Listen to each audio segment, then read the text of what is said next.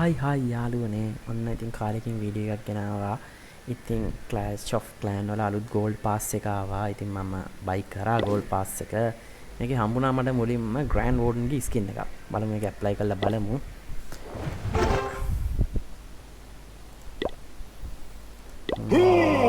මේ හිටපු එක මගේ. වව්. එල කිරි ඇනිමේෂන් එකක් තියෙන්නේ.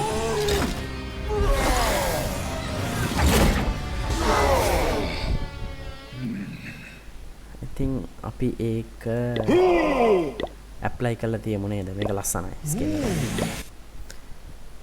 ඒක පාරමිතා.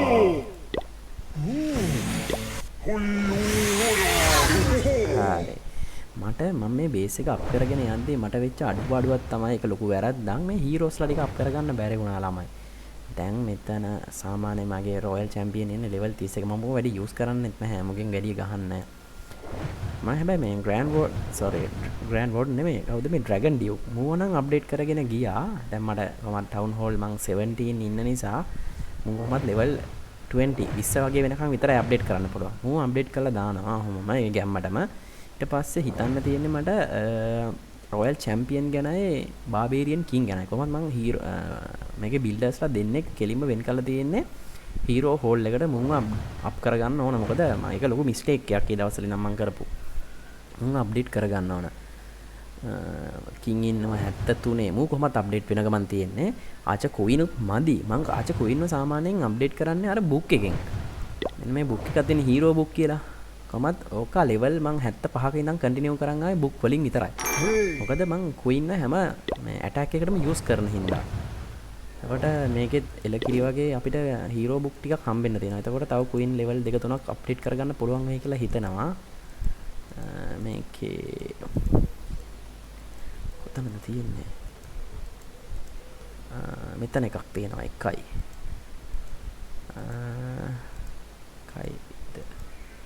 දෙකයි තියෙන්නේ නේද? හීරෝ බුක් දෙකයි තියෙන්නේ. අවුලක් නැහැ. එතකොට තව ලෙවල් දෙකක් ඉතින් මේ සැරේ අප්ඩේට් කරගන්න පුළුවන්.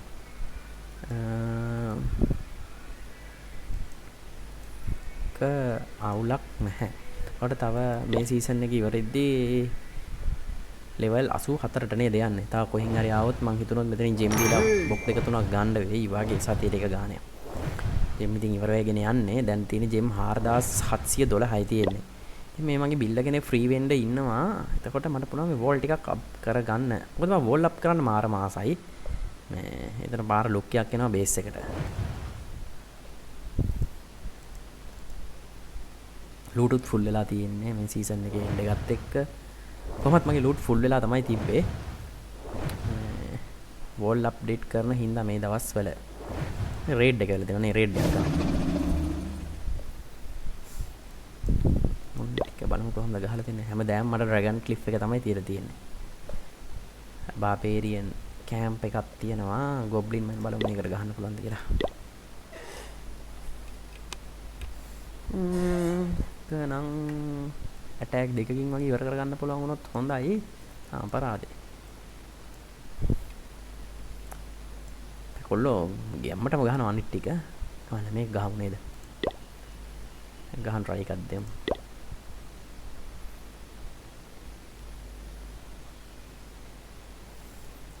මෙන්න මේක තමයි භයානක බර අවියකට තියෙන මේ කුඩු කරගත්තා නම් අද පැත්තෙන් දාලා මේක මයිනස්ලා මෙහෙට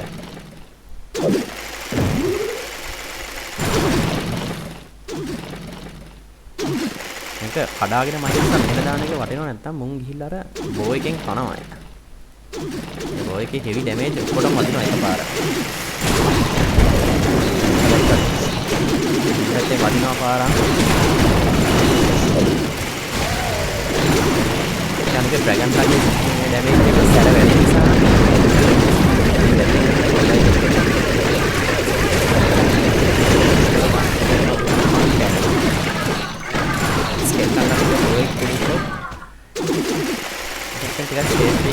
මේ පැත්තෙන් ගහන් යනවා.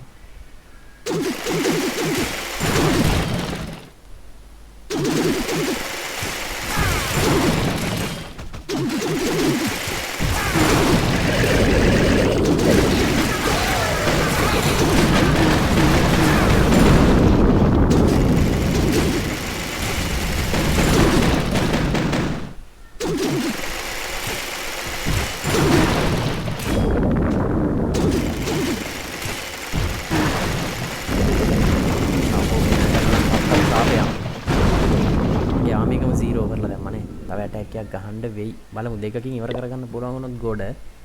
මම හිතන්නේ මේක පුළුවන් වෙයි කියලා. try එකක් දෙමු.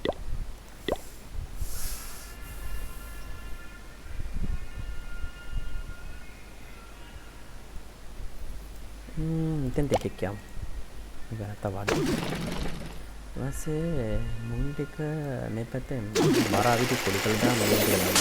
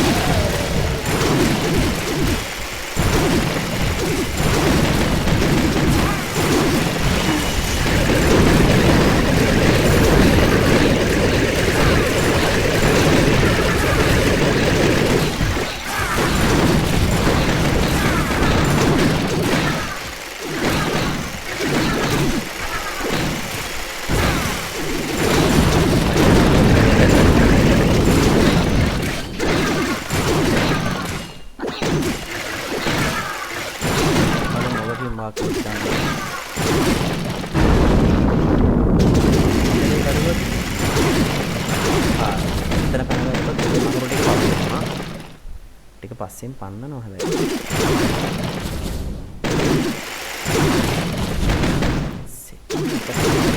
මේක ගහයි කියලා හිතෙනවා. බලන්න.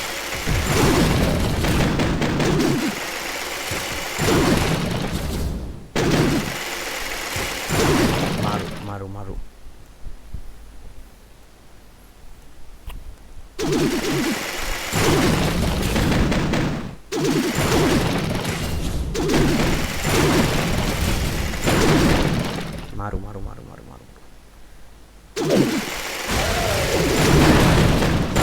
ඩ්‍රැගන් පිටිකට මයිනස් වගේ ඇටැක් කරන වාසිය තමයි මේක. අර පස්සේ පන්නන්න බෑ ඒගොල්ලන්ට. පන්නලා ගිහලා ගහන්න බෑ. මොකද මේගොල්ලෝ යන්නේ පාර පොළොව යටින්. දැන් මේක 100% වදිනවා දෙවෙනි ඇටැක් එකත් එක්ක. ඉලක්කිරි වගේ වදිනවා. නයිස්. දැනට ඇති ඇටැක් එකක් ගහලා.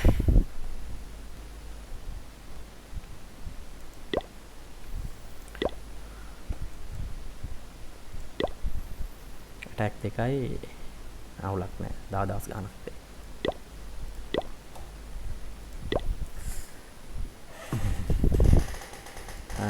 දැන් අපි යමු වෝල් ටිකක් අප්ඩේට් කරගන්න. තව විනාඩි 15ක් විතර නාස්තියක් යනවා. කමක් නැද්ද?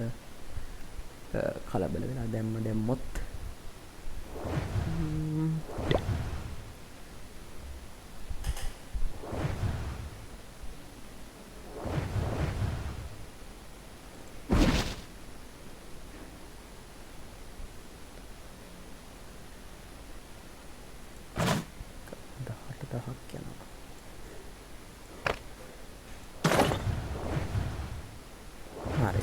ඉලක්කිරියාලනේ තව ඉතින් විනාඩි 45ක් ඉඳලා ලොකු වෙලා වන්න මේනේ. ඕක ඉඳලා පස්සේ වෝල් ටිකක් අප්ඩේට් කරලා දානවා. වෝල් අප් කරන්න ඕන. මොකද නැත්තම් බිල්ඩ් මර තමන්ගේ බේස් එකේ තියෙන ලුක් එක නැති වෙනවා.